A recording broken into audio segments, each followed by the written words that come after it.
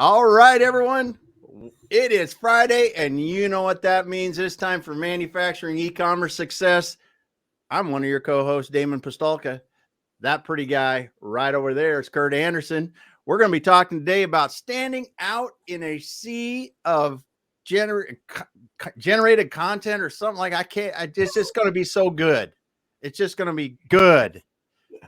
Standing out in a sea of user-generated content. Now I can actually talk. I'm so excited because we got Jordan Yates here today, but Curt Anderson's going to take it away. Damon, hey, man, how can I follow up that intro? You know, like that was. How can I follow I'm that just excited. I'm excited. We're going to have fun. Well, we've got a lot to talk about. I'm fired up. Man, all right. So, guys, happy Friday. Welcome to the program. So, we've got Damon Pistolka from Exit Way, Curt Anderson, B2B Talent, man. And what an honor. What a privilege. First off, drop us a note in the chat box. Let us know that you're out there. Number one. Number two, bring the questions, man. Get the questions ready because I have a powerhouse. Man, Houston is represented today really well, right? Yep. Yeah, look, it's already Whitney commenting. Hi, Whitney. Awesome. Whitney Houston is already here. So Jordan Yates from Houston, Texas. Jordan, happy Friday. How are you today? I'm pretty good. Like I said, it's actually pretty nice weather in Houston. So on that note, I can't complain. I'm excited to go play outside after this. I sound like a child. I'm literally going to go play outside. Nice. Well, hey, you've earned it. You deserve it. We're going to get you, we're going to dive deep and have some great conversation here. And we're going to geek out hard on industrial marketing. And then we're going to get you off to the golf course, playing outside or whatever you need to do. So Jordan, let's go here. We've got a ton to unpack. I've been just looking forward to this for months. My first question for you today, are you ready? Are you sitting down? Are you ready for this, Jordan? Are you really ready? I am. Let's do this. I guess there's only one way to find out. Ask me. We'll see. Just rip the Band-Aid right off. I know you're doing like 8 podcasts today. So Jordan, when you were a little girl growing up, who was your hero? Who did you look up to, and who was your hero as a little girl growing up? Goodness. I don't think I've ever been asked that question before. I think, I had a dog named Butter, and I loved her because she was pure joy and amazing. But I guess I can't say my hero was a dog, although she was my rock. I loved her so much. As for people, God, I don't feel like I had a very specific like role model or hero. I think I just had a concept more so of like, I knew that one day, like I wanted to be able to like take care of myself, be independent. And maybe there's like this aura of like, the independence and like women in the workforce, stuff like that. Just kind of like the strong, independent woman, like just the mystique of that. It wasn't anyone in particular, but it was the concept that I would say was kind of my hero, knowing that like, I mean, I'm only 25. So when I was young, like obviously the waves of feminism have come through, but there was still like, it was still a big deal to be a woman that was like successful in business. And I liked the idea of that when I was little. Well, what a fantastic answer. We have not had that response before. So Jordan, thank you very much for that. If we got a few notes here, Damon, we got Melody in here today. Hello, Melody. And then Whitney says, hey, Jordan. Said she loved what you had to say at the Industrial Marketing Summit. That's great. And we of course, it's Go Texan Day. Oh yeah, the rodeo is kicking off. I forgot about that. Yeah, Then we got too much traffic. I can't be. It takes me forever to get down there. So Jordan, great answer. And I absolutely love that because I had the honor and privilege. You and I just met in person just 2-3 weeks ago, whatever it was. And so, man, I cannot express how impressed I was with you, your wisdom, your brilliance, your marketing expertise, your maturity, just completely off the charts, way beyond your years. So my next question for you is this. So we talked about who was your hero. Big shout out to Butter, right? Having that unconditional love from my our queen. dogs. I love her. And God bless Butter, right? And then, just really kind of the concept of like, being a women leader, entrepreneurship. And we're going to dig into like, how in times maybe get a little turbulent on maybe that acumen that you had as a young person brought you into some new changes that you have going on right now. So here's my second thing. your superpowers, your passion. Why manufacturing? What led you? You could have gone in all different directions. You could have pursued different industries. Why manufacturing? Well, it's not the most glamorous story. And I love manufacturing now that I'm in it, but I went to school, I did mechanical engineering because I wanted to be a petroleum engineer. I was like, petroleum engineers make a lot of money. Their jobs are kind of chill. It's good vibes, really fun. And I did a lot of oil and gas internships throughout college. I absolutely fell in love. Then I graduated in 2020.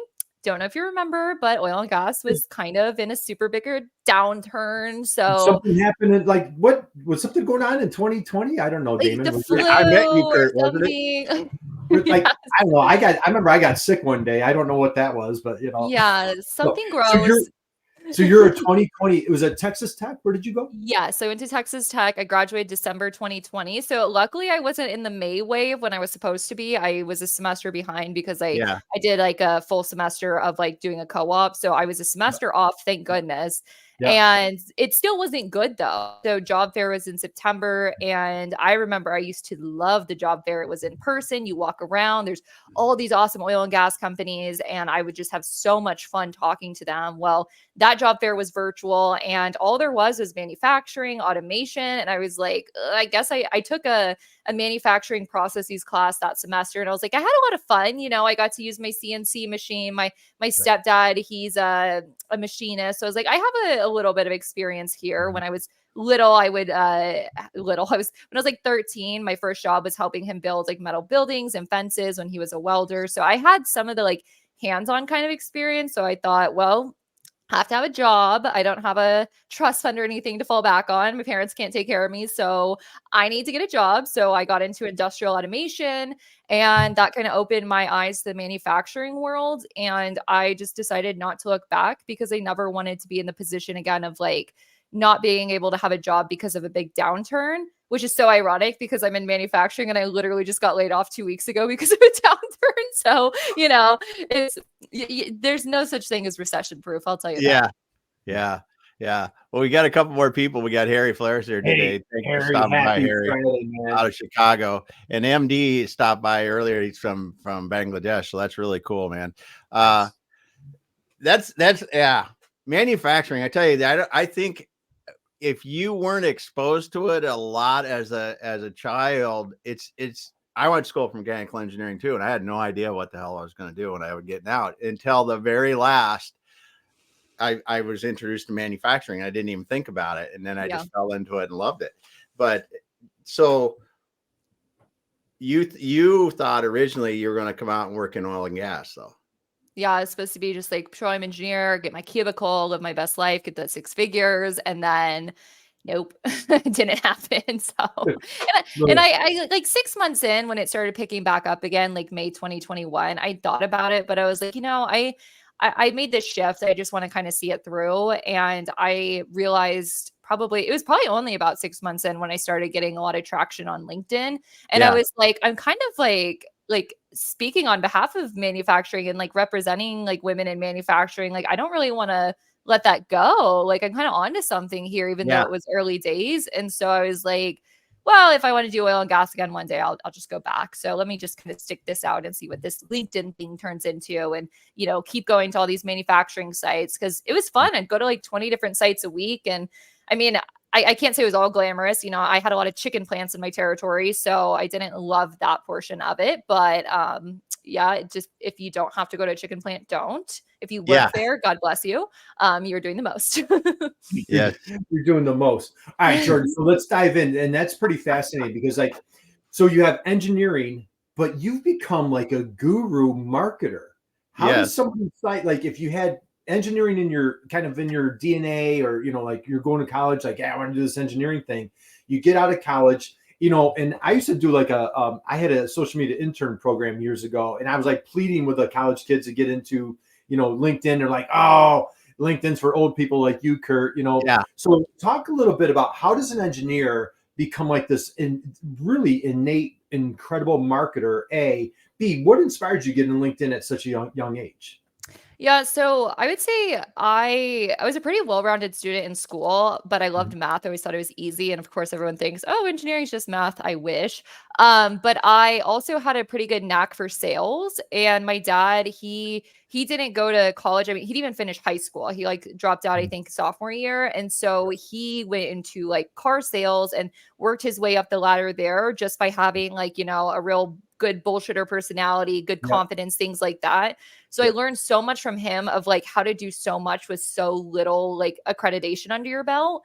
And I feel like him and I had a lot of banter growing up, and I learned a lot just from him and like the way that he made his life work without having the traditional education. And so I thought if I could take these skills and have a hard technical degree and apply that on top of it, like gosh, like life could be really good.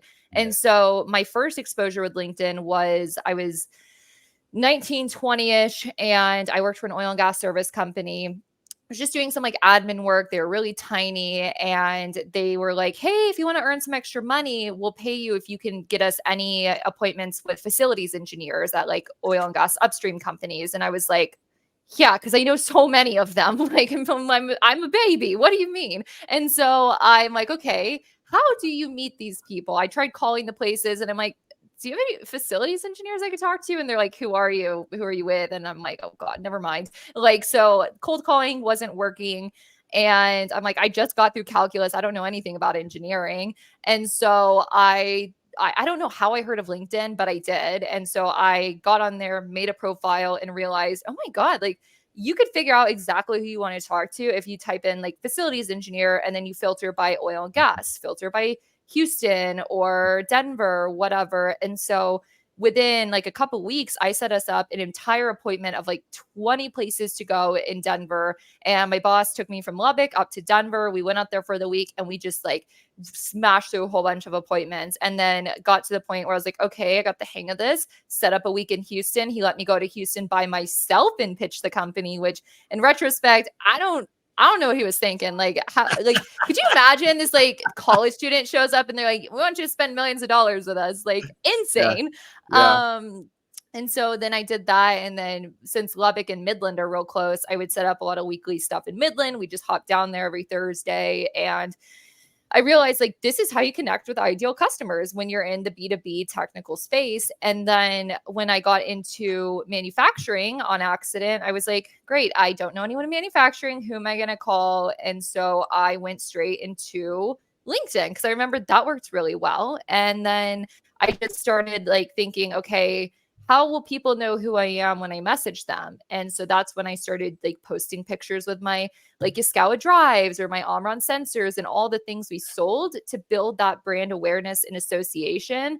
And I think in those early days, I'm not going to say I'm like a pioneer or anything, because, you have like Ali G and Nikki and like all those people who are doing so much. But like, I would post a picture with my VFD and be like, look how cute this is. Like, don't you guys love it? Who loves VFDs? And I just don't think anybody was taking a silly approach and like making people laugh with it. And I think that kind of got me a lot of traction of starting the whole making technical content fun and relatable. So I'm actually writing an ebook right now. Here's my shitty printing of it, technical content creation and implementation guide, where I basically just did a giant brain dump of everything I know about making content. And like you could see over here on my wall, just insanity of all my ideas. And I'm like, people always ask me, how do you do it? And I'm like, let me just write it all down. And if you guys can find use for it, then you can. If not, don't make fun of me for being bad at writing.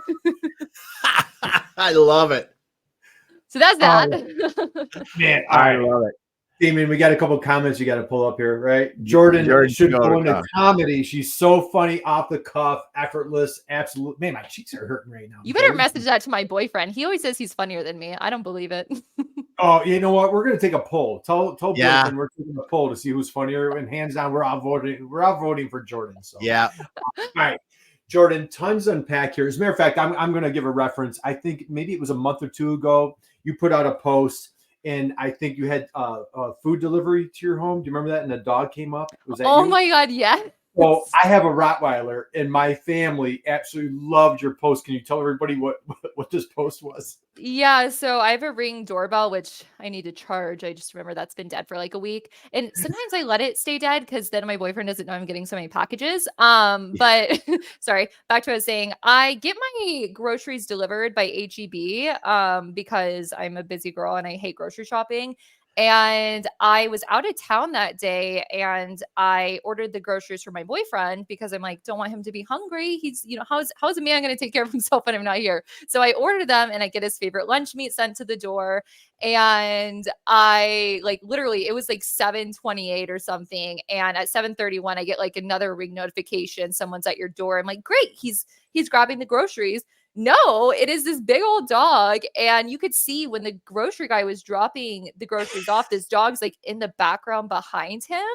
And then within minutes comes up and steals all the lunch meat off the porch and just like steals one of the dog's bones because I have dogs now and like steal a bone and all the lunch meat. And he's like, well, what am I supposed to eat for lunch? And I'm like, I don't know. I was out, I can't remember where I was at the time. I was somewhere, but it was so funny because I'm like the likeliness of catching on camera. I'm like, this feels like the stuff I see on like Facebook and Instagram of those like funny stories. And you're like, no way that happens. It does. Yeah. Well, So it's a random dog from the neighborhood that came up and ate the lunch meat. Yeah, and I also like posted on the Ring doorbell app and I was like, did someone lose their dog? Like he's not hungry anymore. I could tell you that. So, and nobody like claimed it. They were just like, this is so funny. And I'm like, but seriously, did someone lose their dog or is this just like what he does? Yeah. It was absolutely like, and she broke it down, Damon. It's hysterical. Like she did like the play-by-play. Like, Yeah. hey, here's the delivery. My food that I ordered came up to, and you see the dog like lurking. It's like this big Ronnie, like lurking in the background. Like, well, who does this dog belong to? And then Jordan does a clip, and then she's doing like the play-by-play. It's like we're watching a baseball game. Dog comes in, takes into the bag, takes a bunch of meat, and then he's gone. As a dog lover, I was happy for him. I was like, oh, good yeah. for you going after what you want. Like that's like really good meat for a dog. Like I bet he had a good day. That's just awesome, though. I mean, that A, it's just a funny story, but B, then to take it like you did and put it into a post is incredible. You know, and that's the thing, Jordan, is like, you know, you and I, we had connected, kind of going back and forth. I knew you were speaking at the Industrial Marketing Summit. That Damon and I sponsored the summit. And so we were bringing speakers on. And so, you know, I saw your post.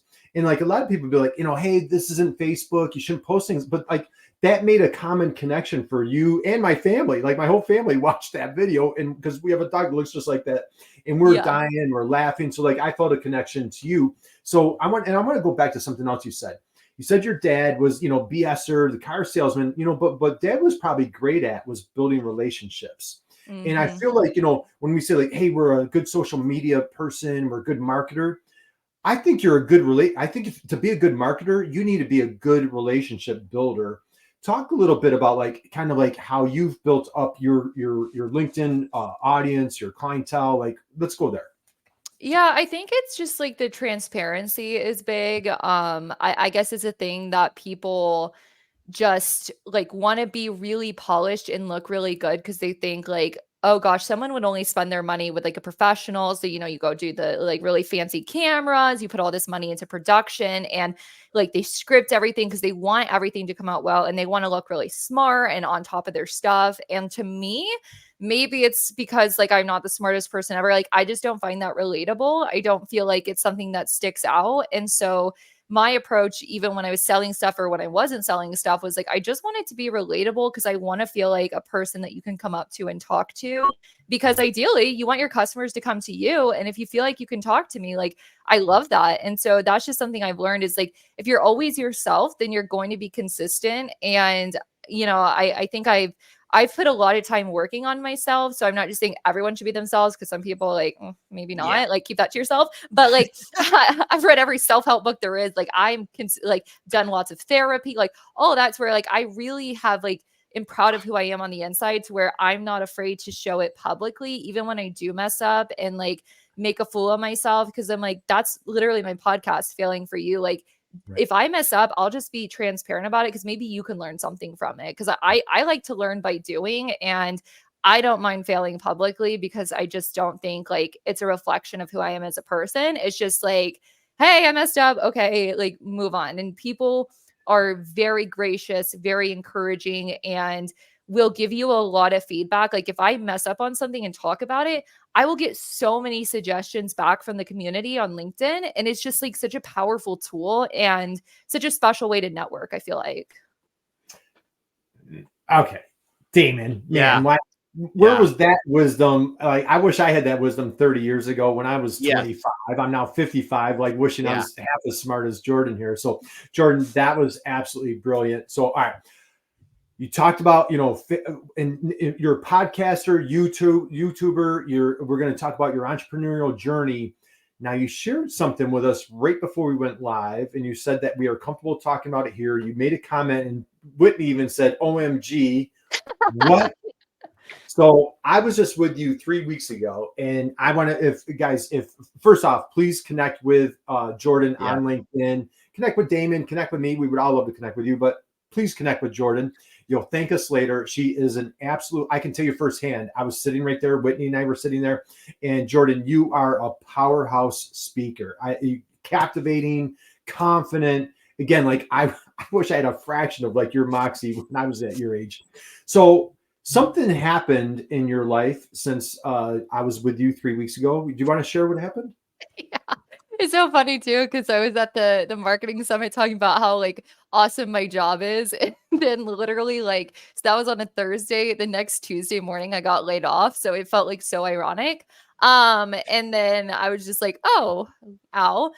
Just give you guys a lot of good press, but like no hard feelings, because like great 2 years there. I love the company I worked at. I wouldn't take back anything nice I said about them. Like I still absolutely so grateful for my time there, especially getting to work on like a traditional marketing team. I learned a lot from the marketing people, and yeah, I really learned a lot about like the standards I have for an employer. And like shout out to like the director of that department, Dan Gaffney. Like he showed me what it was like to genuinely work on a team where you feel like your management cares about you and your well-being. And they really pushed like caring about us as a person more than like our work output. But then that, ended up making our work output better. So it was great. But, I don't have a full-time job anymore, but thank goodness for my business. So I'm not just like SOL. So that's fun. Well, all right. First off, thank you for your humility. Thank you for sharing. That you are a class act. I have to say, that was pure class. That there's no bitterness, no resentment, and and for you to have the grace and kindness to kind of laugh about it. You're on stage talking, and I heard it. I was right there. You're ranting and raving. I found man, what an admirable company for someone to stand on stage and talk about how great they are. So you're a victim of whatever sales downsize economy, whatever happened. Tuesday you come in. Now, when you and I met in person, I want to tell everybody, man, if you are looking for marketing assistance, this Jordan Yates Marketing is your person. So if you are a manufacturer out there, you need some help with marketing, we have your person right here. And so, Jordan, I walked away from you blown away. I'm like, Dana, and I was going to talk about it on the show. I'm like, this person is working basically like 2 full-time jobs. I'm like, she's going to retire by the time she's 40.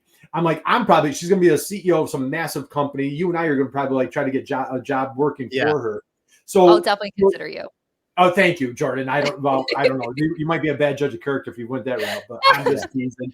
But I want to please share. Okay. So again, 3 weeks or a month ago, you started the side hustle, which turned into a really prominent business while you're also working a full-time job. Talk a little bit 3 weeks ago, or what was your life?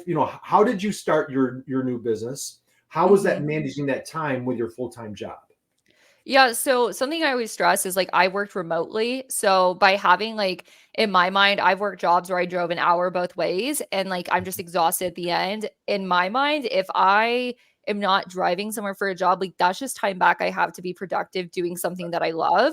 And you could use it as time for other things. And maybe if I were more of a fun young person, I'd be going out to bars and then sleeping in and things like that. But unfortunately, I'm incredibly lame. So I instead am I'm just gonna start a business. And so it was one of those things where it kind of, I don't want to say fell in my lap because I worked for it, but end of 2022, I had people start to reach out to me saying, hey, like your videos are pretty fun about technical stuff. And like, that's kind of weird. I've never seen that. Could you do that for us?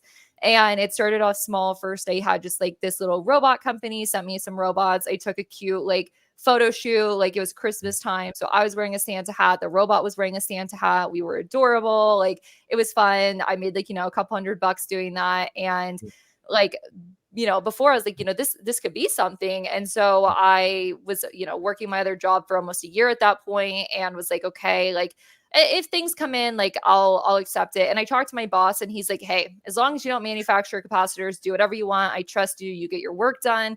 If it ever affects your work, we'll talk about it. So it's not like he was tracking like the hours a day I was working and like, oh, you worked 39 hours this week. Like you're working too much on your side business. Like he was so supportive of like, do what's best for you as long as you do your job. And so that's what I loved about working there.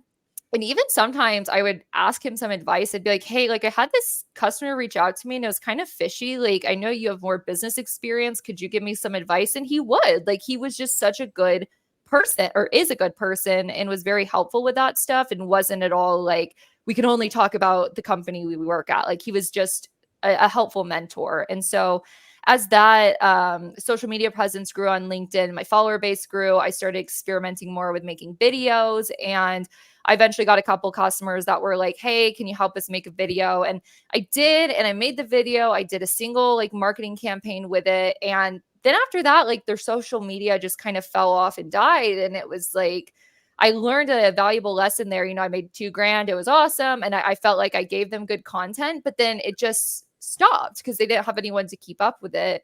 So my next customer that came around, GEA of Texas, shout out to them. They're still my customer over a year later.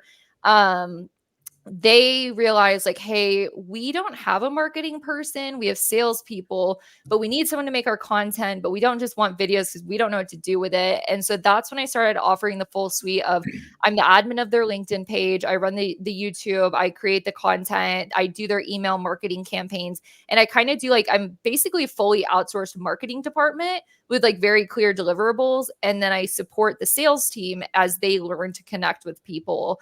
And so that's where my like monthly package kind of came along. And I realized your marketing in like content creation is only successful if it's consistent. And so you need a plan to keep it going. And so now I have a couple customers like on a monthly retainer that I just do all of their marketing.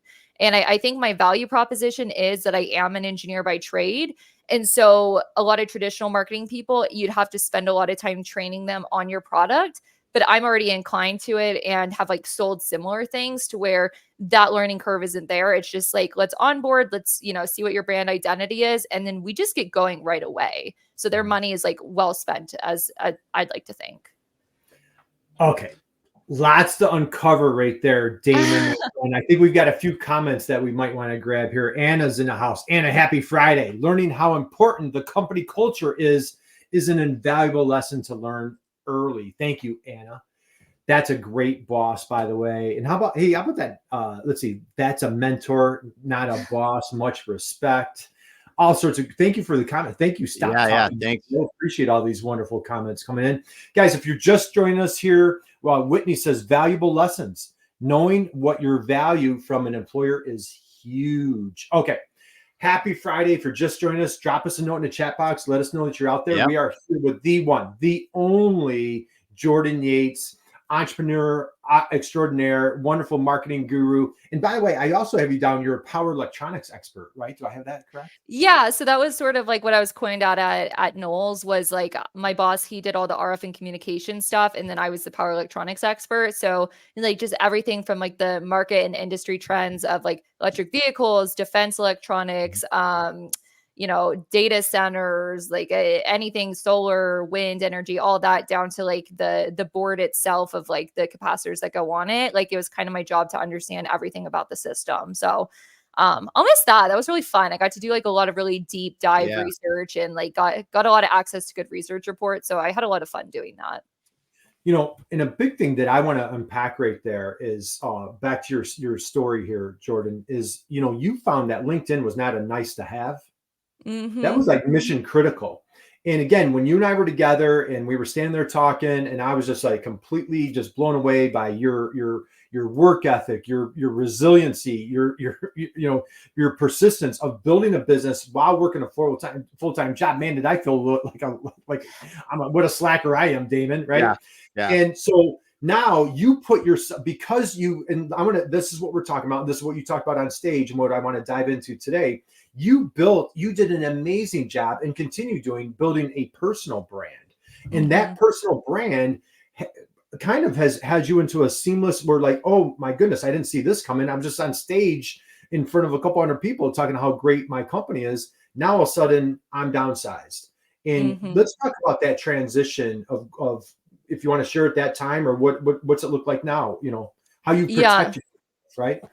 So I remember when I got the news and I was just like, oh, dang, like that sucks. And then I had a podcast scheduled for like 30 minutes later, and I was like, Daniel, hey, bud, like I just got laid off. Can we like do this like another week? And he's like, I understand. That's totally cool. And I was like, okay, good, because we're not gonna be able to do your episode justice.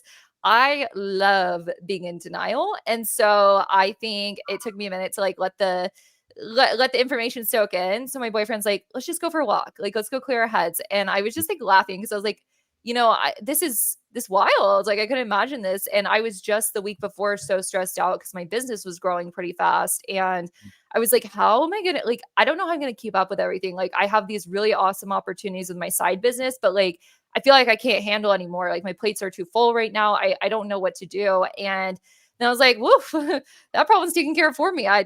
There goes my job. And so now I have more time. Wonderful. But I posted about it on LinkedIn the next day, and I wanted to come off like, like just exactly what I was feeling. But I was like, I don't know the point of what I'm saying. I just feel like I always tell you guys everything. So let me just let you know, like, by the way, not at Knowles anymore. This is where I'm at now. So I have more time. If you need some outsourced marketing, hit your girl up. Or if, you want to like give me a ginormous salary and a really easy job, I'm into that too. And so I just had so many people like pouring in with positive support, being so nice about it. And then it was funny because I got a lot of, oh no, I just saw you at the summit last week. Are you okay? And I'm like, yeah, I'm like a little embarrassed, but like, it's fine. And so I had a lot of recruiters reach out to me too. And I'm still talking through a lot of them about like, a full-time job again. And I'm kind of like not certain where I want to go right now of, do I just see this thing through? Do I stay full-time like on my own? Like I can probably afford to do it, but it's still scary because I feel like I'm so young and I have like so much to learn from being on a team. And like, I just learned so much from the last team I was on. I'm like, will my growth be stunted if I don't have that again? Or was I just lucky by having it? Like, I like having a boss. I like having mentors, and maybe I could build that in my own LinkedIn community, but it's nice being a part of a team, and I'm a one-person business. So it's like, I don't know what's next. I know right now I'm doing the best I can for my customers, and I've gotten travel for them. Like I was just in, Philadelphia, then Baltimore, then Maryland, like all these, I guess Baltimore, Maryland, but all these places the last couple of days, which I probably wouldn't have been able to travel for my customer if I still had my full-time job. So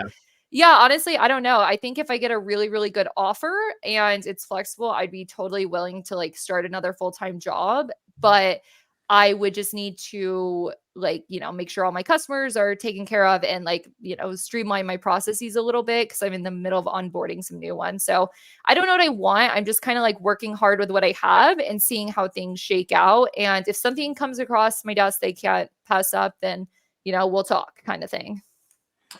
Excellent. All right. So yeah, man, is this good? All right, Damon, we've got a couple of questions. We got some questions. Yeah, I was going to say that. Before we get, and I want to be super mindful of those questions. Let's grab those. But Jordan, I want to thank you for joining us today. Yeah. Thank you for sharing your vulnerability. Thank you for sharing this journey. And again, guys, if you're out there, you're working for a company, and this is what Jordan, I had the honor and privilege of being right there with Jordan, talking live with Nikki and Eddie Saunders and Chris Lukey. And you were talking about the importance of that personal brand. I just can't emphasize that enough of like, what a great job you've done to put yourself in this great position where now all of a sudden, like the job was in the way. And I did see that you were in Baltimore because I was thinking like, well, gosh, if you still had your job, you probably could have gone to Baltimore and done some of these other things. Right. But let's grab Stop Talking Milo has a question there, Damon. Let's So you talk about the importance of consistency. What's the most important thing you would say you need to get consistent in first? So if we're talking in terms of LinkedIn, as it will say in my guide coming out very soon, I would say I think connecting with the people that you need to be talking with. So every week you get like, I don't know, 100, 150 LinkedIn connection requests that LinkedIn allows you to send. Every Sunday, Monday-ish, I sit down and I think, okay, which sector do I want to get more involved with? I'll like type in automation engineer and then I'll like narrow it down to my location and I just connect with a bunch of people because like these are the people I want to talk to. These are the people that my customers like their content in front of. So say I have GEA, an industrial automation customer, I do them more justice by having more industrial automation people in my network. So I think about my customers, I think about my personal interests. And so the first thing I'd say, be consistent in growing your network. Don't just wait for people to connect. Don't wait until you meet someone to connect with them.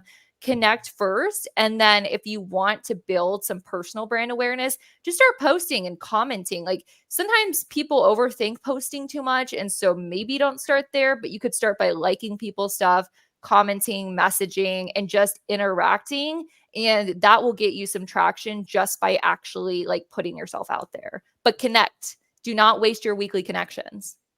Brilliant. Absolutely. Do Love not it. waste your Fantastic. weekly connections. Do not waste your weekly connections. I agree with that 100%. Well, We got Jordan. Harry's Harry, got a question for Jordan as well. It's like being a Gen Z manufacturing marketing expert. What key advantages and challenges do you have compared with millennial marketers and all the older people? I'll just say that. And in your Gen tactical Xers and approach. boomers. Yeah, all of it, the rest of us. I guess we can like if we're just talking like stereotypical boomers, things like that, and like advantages there, I would say the way that I'm able to do so much is by utilizing a lot of technology and AI, and that I'm not afraid to try these things. Sometimes I notice with older generations, there will be people that are like overwhelmed by the fact of like, oh gosh, like I don't know if I trust this chat GPT robot. I don't know if I want to do that. And it's like I just test it all out and see what works and what doesn't. And I really think that it's helpful to use a lot of AI automation and all that as like a first draft. And then I put my like Jordan spin on it. But I think it helps if you are able to use a lot of different tools, because if not, then you're just like, what are we doing? Are we still sending mailers and stuff like that? Like embrace that this generation is online and that a lot of like, buying is done online, like DigiKey, Amazon, all of that. There's so much buying happening online. So if you're not online, you might miss your chance to like be a part of their buying process. Yeah. So much. Yeah. You're covering so much there. So, e-commerce, digital market, DigiKey, those marketplaces, and again, that consistency. I think, to Harry's, it was Harry, right? That asked that Harry question. asked the question. I think, like having that mixture, that diversity of ages or whatever it might be is just, this is why it's so critical. So like, we're not just talking to ourselves or marketing to ourselves over and over. Damon, Anna's got a question. And I think I saw Alan's here today. That is something I can't, Curt, that is something I can't tell you how many damn times I tell business owners and executives that, because listen, we're not the 50, late 40s, 50s year old. Right. They're not the buyers. We're not the buyers, right? We're not if you look at manufacturing, we're not the people that make the buying decisions. So get over it. And like it just, you have to get over it. Right. It may sound stupid to me, but Jordan's the one that's going to know, because Jordan's in the age range of people that are actually buying this crap, Right. I almost cursed there. Did you catch that? I caught my curse and pulled it right back in and didn't put it out. Oh man. Talent. Very good talented. day for me. But Anna's got a question here. As an engineer who's just getting started in marketing space, what advice do you have? First off, go off queen. Super proud of you. Marketing is way more easy than engineering, so I'm happy you're making the transition. I would say just like I love that. Lean into your technical knowledge and don't take for granted the fact that like, and this is no shade to like traditional marketing people, you have this like immense amount of like technical inclination that a lot of marketing people may not. And so like that is something that's very special. So don't just like abandon that. Make sure that you keep the jargon you've learned, you keep up with the trends and everything going on, and really lean into your marketing peers to teach you the traditional marketing stuff. Just because they're not an expert on the product doesn't mean they're not an expert in the way that the process works. Like whether it's email marketing or posting or any of the digital content, just lean on them for that side and then fill in the gaps with your technical know-how. But just collaborate with your peers, and there's a lot you can learn and add to the table. Yeah, absolutely love that. I have a couple. Awesome. Hey, Timothy is here from Amsterdam, so he's coming across the pond. And Hey. again, I think we saw Alan from Indianapolis. He was here today. So again, guys, thank you for joining us today. Happy Friday to everybody. We are here with Jordan Yates. If you're not connected with Jordan Yates, I strongly encourage you. I invite you. I implore you, connect with Jordan on LinkedIn. Yeah, you will thank us later. Damon, Melody has a I'm just gonna put that one up because that's the age-old question everyone asks. Yep. Okay, I don't want to sound like a B word saying this, but like is your content good? Baseball? Like B word, baseball? What were you? Yeah, that's what it is. Yeah, I don't want to be a baseball here, but like, is the stuff that you're putting out good? Do you have a call to action? Do you have a purpose? Like, are you posting, like, what are you talking about? Because typically, if you want someone to interact with your stuff, like for me, something I've learned is like ask your network a question. Like, they don't want to feel like you're talking at them. They want to feel like you're talking to them. So like ask for their opinion, ask for them to engage with you. And if that's not working, like take a look at the content you're putting out and think like, is this adding value? Is this something that someone cares to see? And if it's not, like, that's okay. You tried something, it didn't work. Maybe try again, stay consistent, and people will start interacting with you once they're more comfortable and they feel like they know you. And that just takes a lot of just like consistency of putting yourself out there. Or you can message people directly and say, hey, will you check out this post? I'm really proud of it. I like what I had to say here. Can you let me know what you think? And if you like it, maybe make a comment or something. Like reach out to people directly if you're like algorithm isn't supporting the way that you're going about it right now. Yeah. And Whitney says something here that it's my age old go-to when you want more content interaction with your content, engage with others first. And that just really, yes. And two, though, I don't want to take anything away from what you're saying, Jordan, because if you're just putting out, hey, look at my great product here, it's cool, you want to buy it, you aren't going to get any engagement. You just aren't. And you got to be, like you are, funny, and it's got to be something worth sharing. I had this conversation with a larger company earlier this week that they were wondering, well, we just don't get engaged in our social. I said, well, it's boring as hell. It's boring as hell. We're stuck in when your content is like that, you're stuck in friends and family land. Yep. And that is only friends and family are going to like or comment on it. And that's if you're lucky, right? And that's if you're lucky. Yeah. That's just because they're being polite. So, all right, let's go here. And hey, Damon, we've got a couple of comments. Looks like Stop Talking Milo is going to drop off. Thank you for have a great day. That was nice. I've got to go, but I'm so glad I dropped by. Here it is. Nothing but pure heat, feeling inspired. So thank you. Nice. Thank you. That was awesome. So Jordan, let's go here. So manufacturer out there, you are for hire. You are this new budding, booming entrepreneur. You are a marketing guru, engineer by trade. You really bring a lot of value to your clients. Share with folks when they meet with you, connect with you. What's it look like working with Jordan? Let's go through those early stages. Yeah. So typically how most of my customers have come to be is they just message me on LinkedIn and they're like, hey, I have some, I need some help with my marketing. I've seen you do some stuff with these other companies. Can we talk? And then I'll just send them like a link to my calendar. And I'm like, sure, like, let's chat and see if it's a good fit. Cause like not everybody is. Some people I'm like, I don't think I work well for your stuff. And so we'll usually take 30 to 40 minutes, just go through a discovery call and see like, can I help them? Do they want what I offer? Are you willing to pay my prices? Because, I always have the price conversation pretty upfront. It's like things cost money. It is what it is kind of thing. Like, what's it worth to you? And in my opinion, if you're going to hire a full-time technical marketing person, like that could be a salary of 80 to 100K easily. or a traditional marketing person that you'd have to train for like 6 months, like maybe starting salary of 50K. And then I'm like, if you look at my monthly packages in comparison to that, like you save a lot more money and then you don't have to train me. So we kind of like go through the value proposition, and then if it is like a good match, then I'll write them up a marketing plan of how I'd go about it. We, sign our contracts, get going, and then we get it started pretty fast. Like we just get going. I'd say it's not like a super complicated process. So yeah, if you're curious and you want to reach out, just message me on LinkedIn and we could set up a call. So let's go here, Jordan. If we've got a couple more, I know you're super busy and I want to be mindful of your time, but another question I'm dying to know. Manufacturer out there, maybe they've had no marketing whatsoever. I don't know. Have you ever seen one of those manufacturers? There's plenty out there, right? So let's say there's a manufacturer that has really just starting from scratch, zero. Mm-hmm.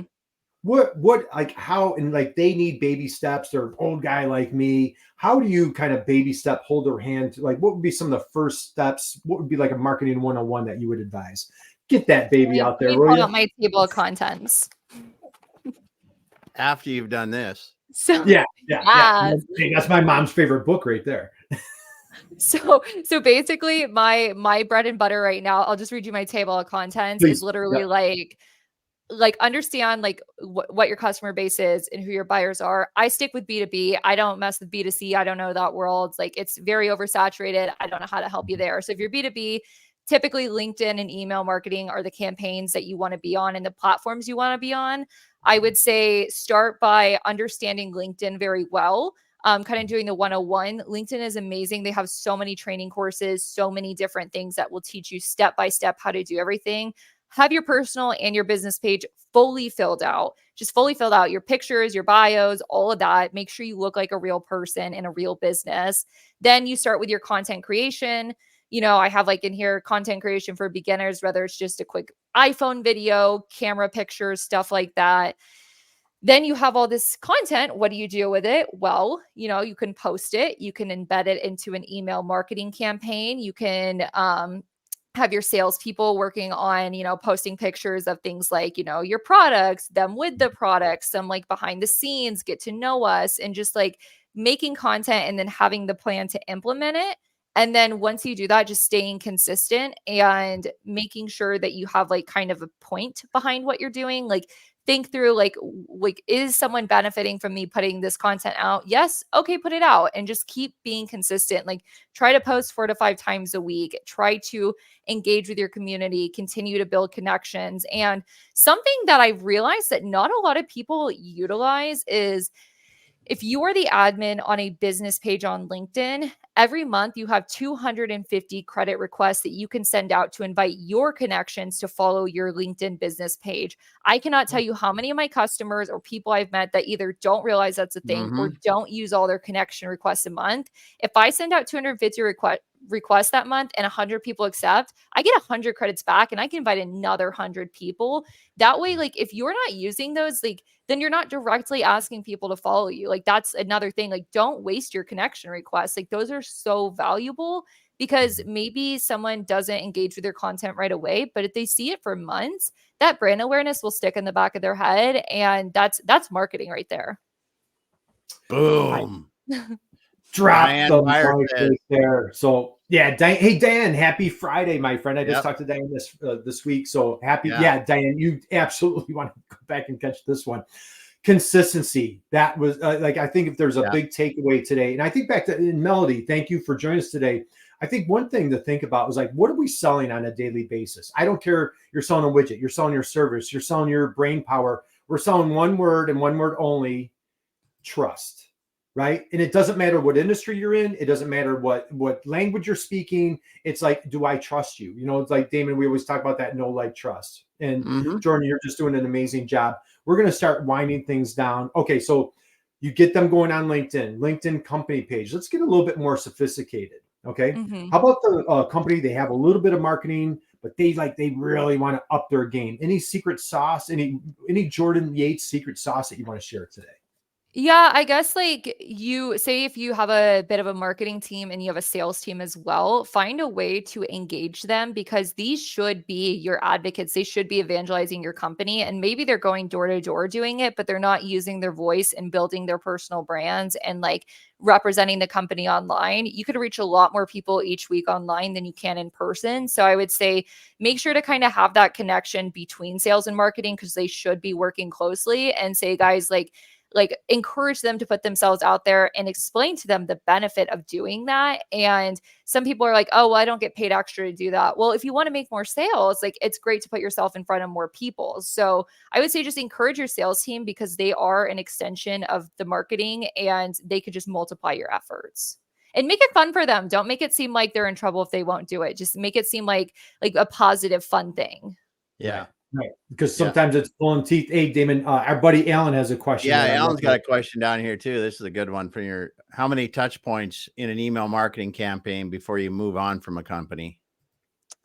Do you mean like how many times will I message the same one or that's what they're talking about. So typically I do a lot of my customers, we do like weekly newsletters that we'll send out to everybody. We'll only segment if we're doing like events and things like that. But a lot of their customers like can use a lot of their solutions. And so every Wednesday for GEA, we'll do like one of their solutions and we'll send it to everybody. We'll post on LinkedIn and all their LinkedIn followers will get it. So I don't really count touch points. If somebody wants to unsubscribe, that's fine. But I'd say we are just putting ourselves out there. And I think there are more sophisticated ways to go about it. But I prefer just like the mass like branding approach because you don't know who needs what. And it's hard to assume like what somebody needs based off of like your guess of what they do internally. That's a great point because I'm also lazy. Well, no, I think it's a great approach. I mean, with the companies you're working with, right? You got a wide range of customers that could need that product. You just need to keep talking about products, applications, and solving problems and things that they can use, and keep the information flowing to them. Because then, if you're creating content that they want to read every week, or at least check it out and not unsubscribe, when they need a product from you, that's where they're going. Yeah. All right. I'm going to recap a couple of things and we're going to wind down because I know, Jordan, it's a beautiful day. You've got a busy afternoon. You've just like your podcast, your brain's going to be coming mush here pretty soon. So I don't want to take advantage of you. So this was, first off, I want to thank you for joining us today, man. This was just such a treat for all of us. What a masterclass. So I do have one more question, but I want to give a big thank you to everybody in the audience today. Yes. Thank you for those questions. Jordan, obviously on LinkedIn, where can folks find you? They want to get more of the superpowers, this passion, this expertise in B2B marketing. Where can they find you? Yeah, I say just Jordan Yates on LinkedIn. It's easiest to start there. In my bio, it says like something, view my profile, view my portfolio, and then it's all my other links to like YouTube and stuff like that. If you're interested in looking on it, but I think LinkedIn's where I'm most active and most at home, and just like send me a connection request if you want to chat, and we can go from there. Yeah. Hey, and Timothy says lazy is good. It means you automated away recurring processes, which were obsolete and a waste of time. Timothy, I couldn't agree with you more. Damon, that's one of our favorite lines. Yep. Let's be as lazy as humanly possible. Jordan, before we let you go, so first off, guys, if you missed anything, if you like Diane, you just came in, boy, I encourage you, invite you, go back, catch a replay. This will be on B2B Tail on my website. It goes on Damon's website. Catch it on Damon's LinkedIn profile. Jordan just dropped tons of golden nuggets here. Wonderful story here. She just launched her entrepreneurial journey just 2-3 weeks, well, a while back, but now really full-fledged a few weeks ago. So we just wish you massive monster success. Jordan, before we wrap up, curious minds are dying to know one last question from you. Are you ready? Are you sitting down for this one? Yep. I just lowered my chair. I got even closer to the ground. Jordan, you mentioned the B word earlier, and I know that you were referring to baseball. Was that correct? Yeah. Okay. Are you a baseball fan by any chance? I will go to the games because my boyfriend is a baseball fan and I love him. You go. Close enough. As a guy, all right. That's all right. You're a great girlfriend. So, all right. So baseball, like, all right. So you're familiar, like bottom of the ninth, if it's a tie score, right? So bottom of the ninth, and the Houston Astros are playing a game, and there's a guy on second base. Okay, there's Mhm. 2 outs, guy on second base, and it's a tie score. Like we need a base hit like right now to get that winning run in. Okay, the manager is standing there and he looks down the bench and he says, "Hey Yates, grab your helmet, grab your bat, please get up there, get it the winning hit. Like we need to end this game right now." Okay, you with me? Mhm. You grab your helmet, you grab your bat, you're walking to the plate to go hit in the winning run. What is your walk-up song?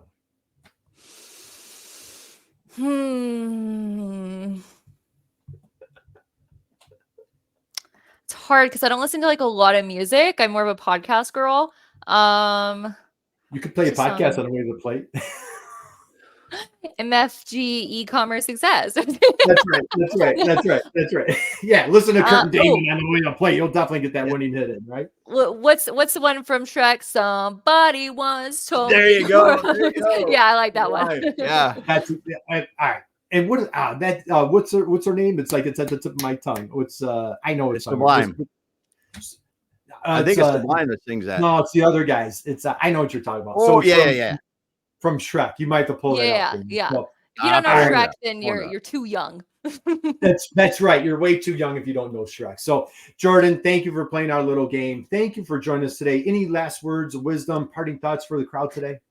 Every time somebody just tells me like, "You're a marketing guru, you know this and that," my response is always, "I'm just a girl. I'm just a girl," and that means, I'm not anything incredibly special. I think I just kept trying stuff and waited until something worked. Like, I don't think I have like some special ingredients or like I don't think I'm like incredibly smart or anything. And I say all this to say, not that I'm like just so humble, but I think anyone can do this stuff. I don't think it's like some gated special community to be a marketer. I just think that you just need to try and put yourself out there and be okay to fail and learn from your mistakes. And if you just keep trying, it should eventually work itself out. So yeah, just don't think like I'm on here telling you all this stuff and that like I'm just like so good at all this. I wasn't always. I just had to learn. So if you just take the time to learn and be patient with yourself, you can figure it out too. Awesome. Awesome. All right, guys. Hey, let's give Jordan a huge standing ovation, round of applause. Jordan, thank you. We appreciate you. We applaud you. We commend you. We wish you massive success with your new business. Whatever your path takes you, we're here rooting you on.